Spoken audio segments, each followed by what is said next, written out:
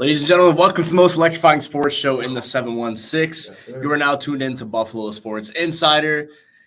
Wow, there's a lot in the air right now, and there's a lot to clear. But first and foremost, I am Justin Cejak, your host. Today we are joined by a great cast. We've got KJ Zelzinski, Deshaun Francois, and Colton Pankiewicz with more joining later to talk some Sabres.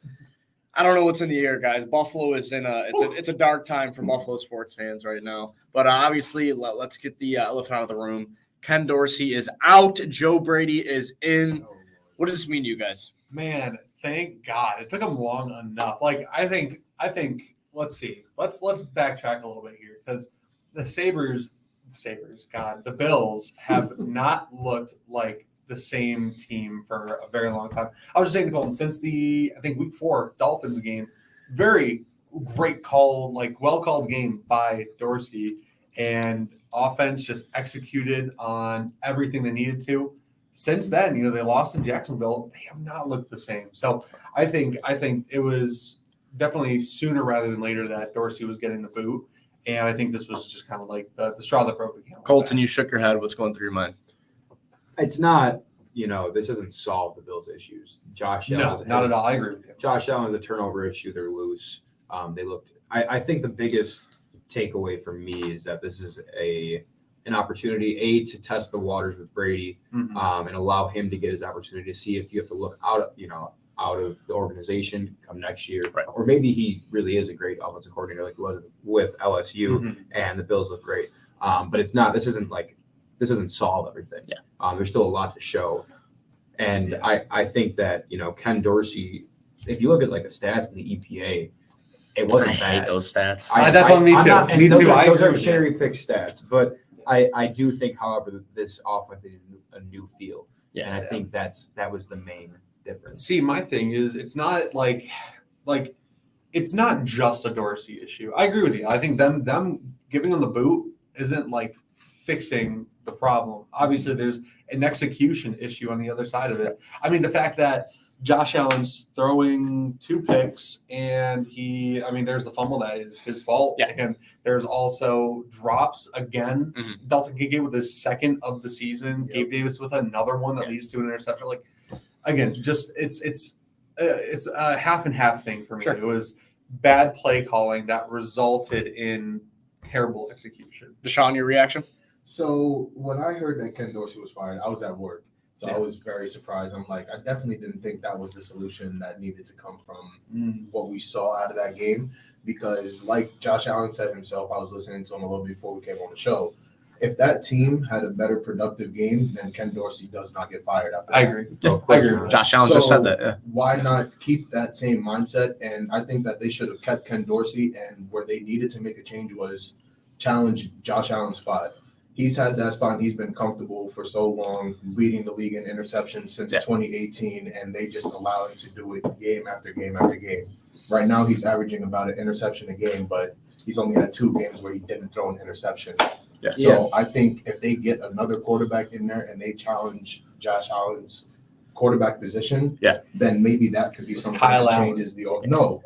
Not with Kyle Allen, and that's been the problem. Well, who would you suggest? They just left Josh Allen there to be comfortable, and they give him Matt Barkley and Kyle Allen to make him compete. But Deshaun, who are we putting as the backup to challenge Josh Allen? I don't know who they can, but I'm saying that's where they should have made the change. It should not have came with Ken Dorsey. It should have been challenge Josh Allen's spot, put another quarterback in that room to make him feel like they don't trust him as much as they do, because they trust him a lot and they just allow him to do it. I definitely feel where you're coming from. And I think they tried that with Mitchell Trubisky a few years ago, but I get your point that a lot of interceptions. He's the only quarterback in the NFL to throw 10-plus interceptions in the last 4 seasons. You're not going to win very many games like that. And it boils down just to turnovers week after week for Josh Allen. Some would say maybe Ken Dorsey was a scapegoat. Now, the one thing I want to point out is McDermott said that this was his decision only. This was not focused around the team, around the other staff. This was McDermott's decision.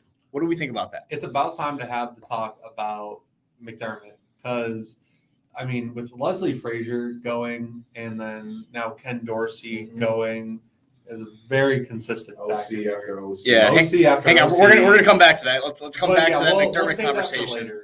But I want to go back to that word scapegoat, right? We have Josh Allen turning the ball over consistently. It seems like players are not buying into the culture almost. We have drop passes. We have uncharacteristic fumbles. What happens? Why do we think that Ken Dorsey may be the scapegoat to cover a lot of others' mistakes? I think despite the Bills having a pretty big winning season last season, I don't think they looked the same under Dorsey as they did with Dable. Sure. So that shift in their offensive identity per se, I think that's what really pinned him as a scapegoat. It could have been him. It could have been Matt Smiley for the end of the Broncos game with the 12 men on the field. They could have chose anybody really to pin it on, but Ken Dorsey was just the person who had been receiving the most flack, I think, for the Bills' lack of success, and I think he just second to Josh Allen, I would say, and Sure. Josh always. But we're not cutting by the main media probably, but in the organization from the fans and the area, it was definitely Ken Dorsey. Yeah. And my kind of take on that and the scapegoat is that you're not firing McDermott in the middle of the season, right? Because he is both your head coach and defensive coordinator. Also, just renewed, and he's done a great job as the defensive coordinator. It's a head coaching job that he has been criticized for. Right. So you're not firing him. A special teams coordinator doesn't change anything. And on top of that, I think it was just a refresh. I don't think it's we expect. Or we didn't like the numbers that were put up. I think it was the feel and the refresh is a good word. Yeah, I just think it's a mental refresh. I was at the game, the Bills drive down, score, take the lead with under 2 minutes left. And if you saw just the energy coming out of the offense, and Diggs didn't celebrate. Diggs didn't even acknowledge the touchdown. He walked off the field. You would have thought they got sacked and then turnover on down. He threw his helmet on the helmet warmer. I'm not saying that he's a diva. I'm not saying he's over emotionally, doesn't care. I'm just saying it felt like the offense didn't trust that they were to win the game. And that's an issue that if your defense doesn't trust your offense doesn't trust your defense, and something had to go. And mind you, this is the second week in a row now that our defense is getting consistent stops, against an offense that's starting to drive down the field, and then our offense comes back out. It was 15-15 for so long that we could have ran up the score on the Broncos the way that our defense was. Our broken defense without Matt Milano, Daquan Jones, Trey White, all of these people, and Micah Hyde and Christian Bedford. Again, we're so busted. Seriously depleted. Again, I just don't get why our offense. So my opinion on that, outside of the offense, I know we're going to move on to the next segment, but it seems like our defense in general has been so good for 55 minutes out of each game in the McDermott era. Yeah, that's a good point. And they were rock solid. They were great. The waning moments all of the a game. Sudden, that defense, Teron Johnson's not calling the plays. Jordan Poyer's not calling the plays. Sean McDermott's calling the plays, and he calls it a cover 0 on 3rd and 10. That puts his entire defense in a bad spot. Maybe Teron Johnson still shouldn't blow that coverage, but why are you playing so you're? I don't know. So I think that that goes along with it, is that the defense can't finish games, and the offense hasn't been able to play for more than half a game. Ken Dorsey fired early yesterday morning to the surprise of maybe not many, because I think a lot of people maybe think a move wasn't going to come because they were going to stay complacent. But I opened Twitter and I was like, wow, they actually did it. Thinking they were gonna, and then they did. So Ken Dorsey out, Joe Brady in. One thing I want to mention, and it's funny because McDermott makes this move, William and Mary alum. So buddy right there with Sean McDermott.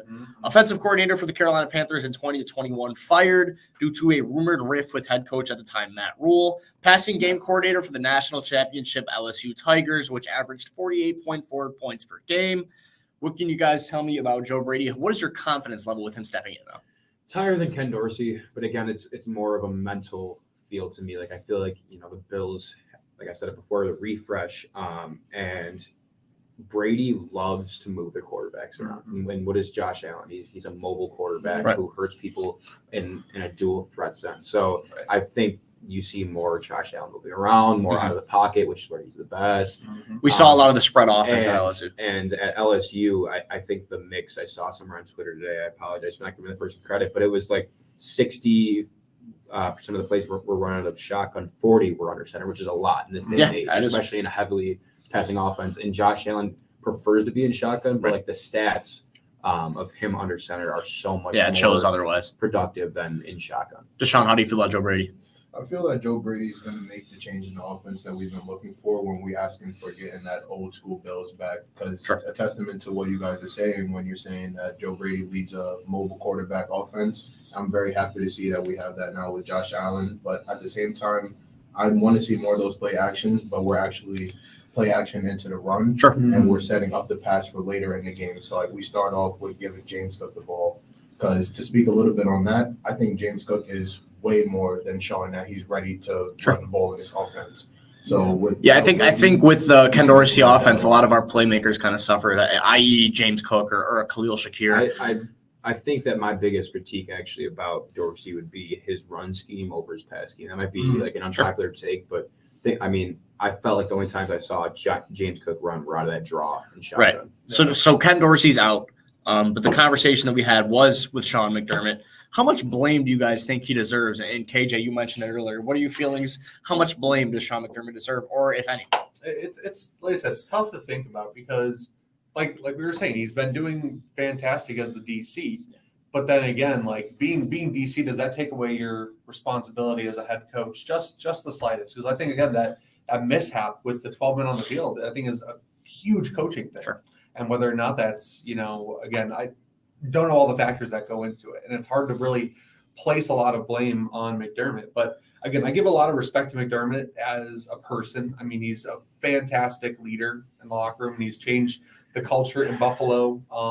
Him and Brandon Beane being here have really like reshaped who the Buffalo Bills are, and I love that. But as a head coach, he's really unreliable with time management. That's like I think his biggest critique, or our biggest critique of him.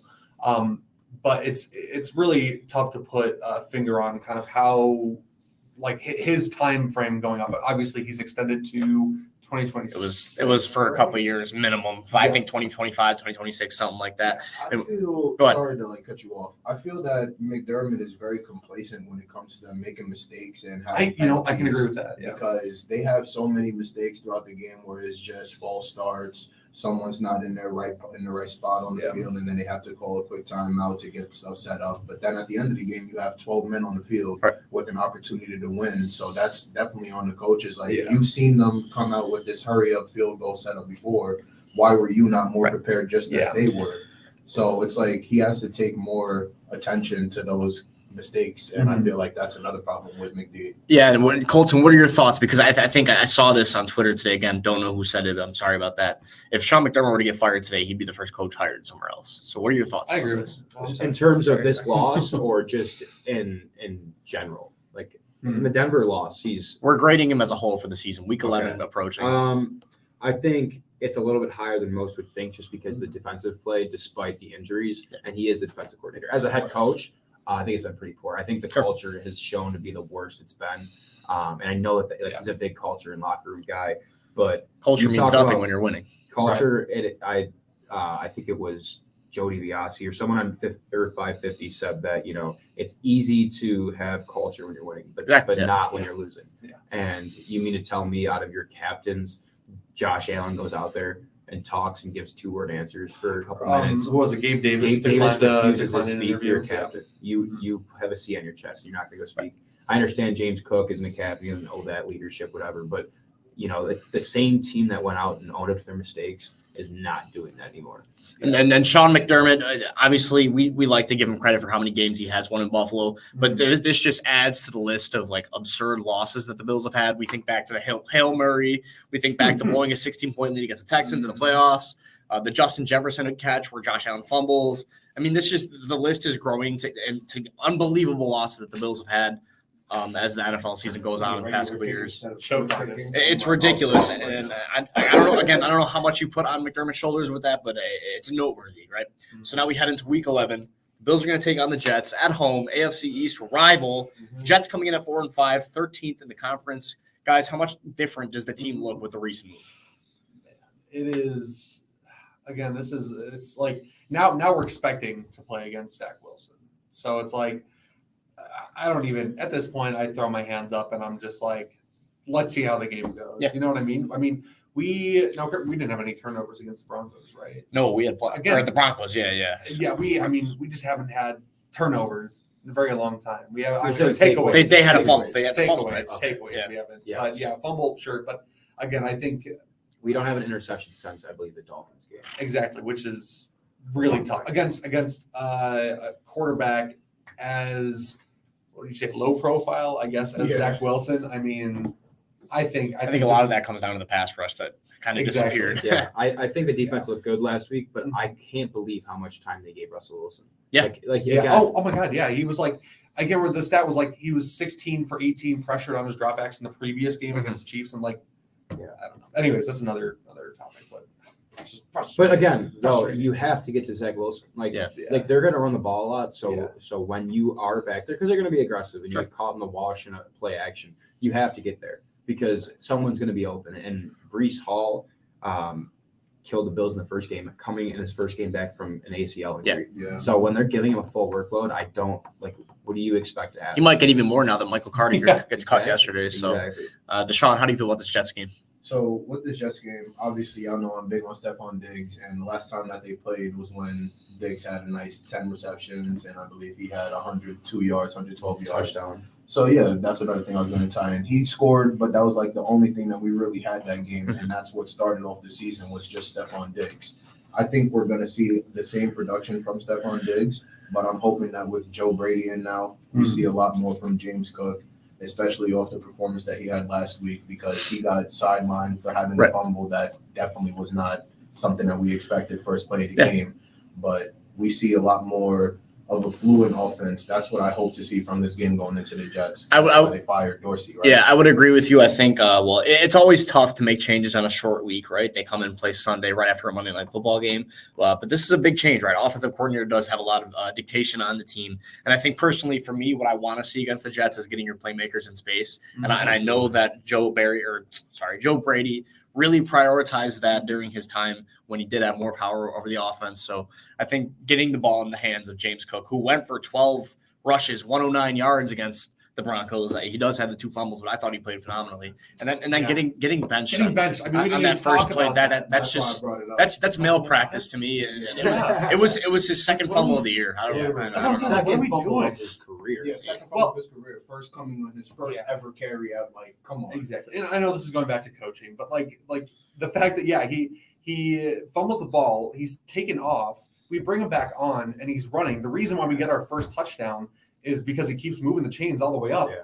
And then the next whole drive is like no run. Like Literally, just we set up the run to pass. Like I don't I've get always it. said that we should. I don't get it. And they did it that few couple drives, and next thing you know, boom, they just wanted to air the ball out all the time, and then we got nothing. Exactly. Please, Joe Brady, just help. Like that's what I'm saying. This question, the game that we're going into is just a huge question mark. A new offensive identity, and can the defense still hold up and do better? Again, I think AJ Epinesa has been playing fantastic. Oh, yeah. Yeah, But he's not the leader that I expected with Von Miller being back now. Again, he's been a huge That's another conversation. I think Yeah. they rushed him back because I mean agree. this guy's barely touched the stat board. There's no. And it's not even a thing where he's like, oh, he's getting pressures, but he's not recording stats. He's not doing that either. Yeah.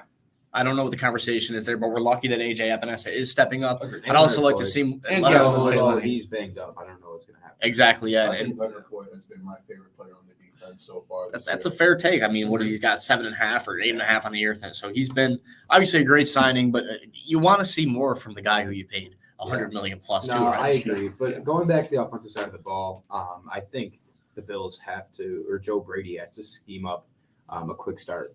Like I want to see a couple shots taken, but I want to see the Bills make the Jets defense sit on their heels. That's And what we've been they're- asking for this whole time. I know, I know, but scheme Diggs early, get Diggs involved early. It seems like way too often, especially over the last couple of games. Like I understand, teams respect Diggs and will shade to his side and they committed to it, and they want to get it to Kincaid and Shakir, but do that once they are fully involved with Diggs and he is double covered. Get that started out of the gates to where you can open it up, and then you can start running the ball. Yeah. And once you start running the ball, you can really do anything. I think that was Dorsey's biggest downfall of the past few weeks. Yeah. Was just trying to get away from it too much. I understand that he's going to be covered, but Stephon Diggs can cover or catch footballs with a guy on his hip. Like he's known to do that. So I'd like to see them get him involved more. I'd like to see passes out early, maybe some screens, like just some creativity. How long has it been since we had a screen? Some creativity.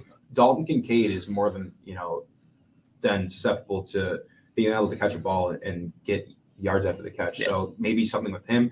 Throw it to just get the ball in Diggs' hand. I like that. Mhm. I like just like I said, the main priority, getting the ball in the playmakers' hands, and then obviously we talked about the spread offense. And I think when I was watching Joe Brady film, there's a lot of vertical concepts downfield that I saw through his offenses, and I think there's been a severe lack with the Bills' offense. Yes. I don't know what the difference is there, but I mean we see it all the time when Josh Allen would go deep to even Gabe Davis, and we haven't seen that at all this year. So it'll be interesting to see how much changes. I don't know. I don't even want to give a score prediction at this point because I feel like we just cursed the Bills. But can we please get a win on the board? We're going to take a quick break with a commercial. When you come back, we're going to talk Sabres hockey with Sarah Theriault. Stay tuned.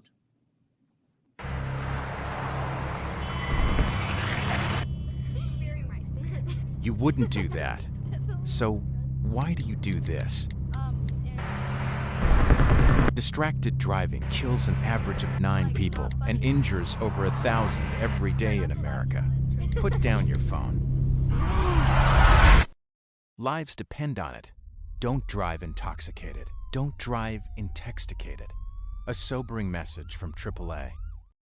Welcome back to Buffalo Sports Insider. We are now joined by Sarah Theriault to talk Sabres hockey. We got all of it off our chest with the Bills. And quite frankly, there's more to get off our chest with the Sabres, unfortunately. Bad news after bad news in Buffalo sports. Tage Thompson suffers a pretty severe wrist injury, and the timetable does not look good. Colton, what do you tell me more about that? I thought originally it was going to be that McAvoy hit or whatever the collision was that looked weird in his knee or foot, and then he comes back, takes a shot, and right after the game, it's severe. Like Don Granato comes out and says that he'll miss significant time, and then this morning on WGR, he announces that he expects it more week to week, maybe a month, at most a little over a month, whatever that means. If it's a month, then I think it's 15 games he'd be out, and a month and a week puts him at 19. So roughly a quarter of the season. Sarah, how bad does this hurt the Sabres? Respectfully, I feel like he's not going to affect the team much. If it was like Turka, Skinner, or Middlestat, I feel like we'd be in danger. But right now, he's played 16 games and only has 12 points. And last season, November, he played 17 games and got 12 points. So I feel like I expected more from him compared to last season where he got 47 goals and 94 points.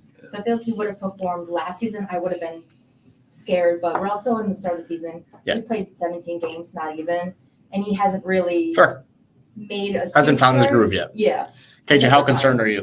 I agree with Sarah to an extent. I think he has definitely not been he's been there for the Sabres struggles. You know what I mean? I think he definitely hasn't, in most cases, maybe besides a game or two, has not been like the reason for their success. Yeah. I think, like I said, players like again, and I'm not comparing like injury at all, but again, Skinner or like JJ Peterka, who have both been fantastic in their own respects.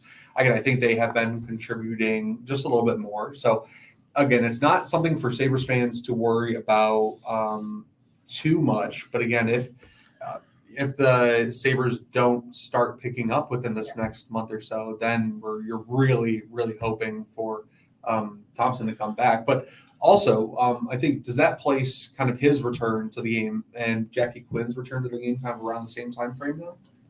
A month. I mean, probably just before Jack Quinn comes back. I'm not quite sure. There hasn't been an update about Quinn yet. Not quite. Yeah, exactly. But the expected timetable, I think, is around. By the end of December, Quinn potentially might be back in practice. So, Justin, now you tell me, am I going to be the odd man out that thinks that this is like an absolute killer of an injury? No, this is a killer injury. In my opinion,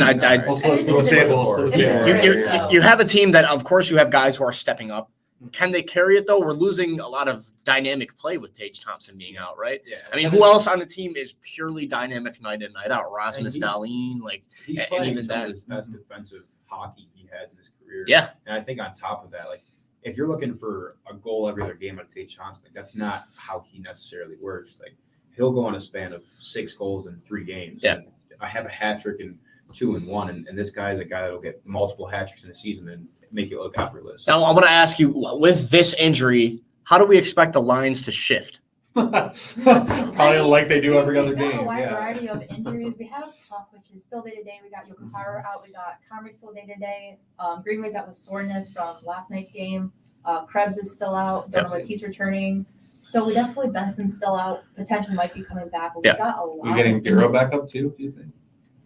I don't think so. I hope to bring up Coolidge. He was, I would think, have the him time, seventh but skater we've or got a lot whatever of it was, or injuries. one of the extra men out recently. I think Mhm. after this trip, him and Benson will be back. So Yeah. I think that's what Granato said. So I think what Cousins moves over back to one center. And Tuck's back, he probably pops up on that first line with him and Skinner. Yeah. And Greenway, I can't really tell you right now, just because Yeah, there's so it's many Tuck people needs to stay in banged the up. third line, respectfully. I could get that. I get that. I think the thing about losing Tage Thompson though, I think I will agree with the point. I think he was probably our best chance of reigniting the power play again. Yeah. Like Yeah. I think again with his dynamic play, our power play that has been I mean, him and Greenway. horrible this year. Not as So horrible as bad. the Blues, as Tommy said last Oh, time. The Blues yeah. have just been even worse. But again, now we're I think over 7, maybe over 8. I don't know how many penalties the Bruins had last night, but we It's a good thing that we have a power play specialist in Victor Olofsson. Yeah, that's true. That's true. And we'll come back to him, but before we end things up here, I want to talk about what happened in this Bruins game. Right, we lose 5-2 at home, and it's been the theme for the Sabres all year long. Another slow start. Sarah, what's going on with the slow starts, and how can we fix it? I don't know. I personally would have switched out Levi the first period. I would never kept him that much. There was only 11 shots in the first period. He let 5 in. UPL looked absolutely amazing. He saved 14 shots in the third period. So I personally would have switched him out immediately. But also the fact that like 4 of the 5 goals were their first goals of the season for Yeah. the Bruins. And like we Yeah. lost the goal immediately. We weren't able to keep up. Well, do you think that's more a testament to how good the Bruins have been, or is They're that always a good team. They're exactly, always or is a that good more team. of the Sabres? Like We've just always struggled against the Bruins, The especially like bad the mismatch. Bruins, the Leafs, Yeah. Montreal. We've always struggled with them, so I'm not really Yeah. surprised that we lost this bad. Yeah. But also the fact that we weren't able to keep up as well as we should have. Colton was the biggest reason they lost 5-2. I just once again, they allow the Bruins to take control early. They get scored on early, and after that, it's just like they shoot themselves in the foot. Yeah. And Howard gives away a horrible turnover. Yeah. Might as well just God, OP. I want to love him so bad, Yeah. but he's just been like and the turnovers are killing them. The lack of back check after missed opportunities is killing Sure. them. There's so many rushes, and then on top of that, it's like when you're relying, you're down, 3-0, and they get a soft goal. Like I can't talk about that enough. About it's like you need Devin Levi to make a sprawling save. Here he is, and then it's a slap shot from the blue line, and it's like whoa, knuckleball. Yeah. Catcher in It's the been a dirt. lot of up and down with Exactly. Levi to start the season. I I mean, feel like it's the Yeah. same thing. For me, it's like Levi gets hurt and UPL has to play. He's the only goaltender there, and he plays great. And then UPL gets to start over Levi, and both of them are healthy, and then UPL can't play, and then Levi gets to start, and he can't. Like it's incredible how inconsistent the goaltending play. and it's aggravating it. But we know Levi's still young, right? But is it time to start like, what's going on here? Like, this was a highly touted prospect, and you don't want to put too much on his shoulders, especially because the defense isn't bad. Yeah. But are you guys starting to raise an eyebrow with Levi's play? No, I don't think so. Again, I'd like just the tiniest bit, but I'm more worried that Buffalo's gonna keep giving him these challenges. Again, he's young. Just let him wait a little bit. Keep in mind the Bruins are the best team in the Atlantic. Exactly. And for maybe even in the Eastern Conference, if not top 2. Yeah. So like that's not a good game to judge him on. He had a soft goal, whatever. But like if this defense was playing their butts off and Levi was just struggling, that'd be one thing. But they're not. Yeah. They're not even playing good defense. So for me, it's tough to be like, oh yeah, like he's struggling. This is concerning because the defense as a whole is is also struggling. another thing. Yeah. I feel like I always keep saying this. I feel like if we're able to send him down to farm, even just like a few times, because I feel like you got to develop because we're not straight out of college. Sure. At the end of the season where we're like at the peak, I feel like he had the expectations, but now he's like slowly running into. I feel like he has that time to just kind of not loosen up, but get the feel for it. But with the injury too, we don't know if it's still bothering him. And the Bruins are a hard-hitting team, and coming back from injury, we don't know what it is. Yeah. I think we could have give UPL more time or Right. see what we Ugly night for Kyle Oposo's big night. Full game. circle. It makes sense. It may add Oh, yeah. full circle. Probably the only highlight of the night is Victor Olofsson buries two right after we say he's pretty It's much funny too, useless. here, too. So that was funny to me. Another L. Sabres fall to 7-8-1. Penalty, just want to put that out. I thought it was funny. Yeah, exactly. So it was on Brad Marchand though. So. coming up next, the Sabres will take on the Winnipeg Jets, who are 8-5-2. Another weird game that we'll have to keep an eye on, but that's all we have time for today. Hopefully things get better in Buffalo sports. There's a lot to keep an eye on right now. I'm your host, Justin Cejak. This has been KJ Zalzinski, Sarah Terrio, Colton Pankowitz, and Deshaun Francois in the background. Thank you so much for joining us. We've got a lot to talk about coming up next week. Stay tuned.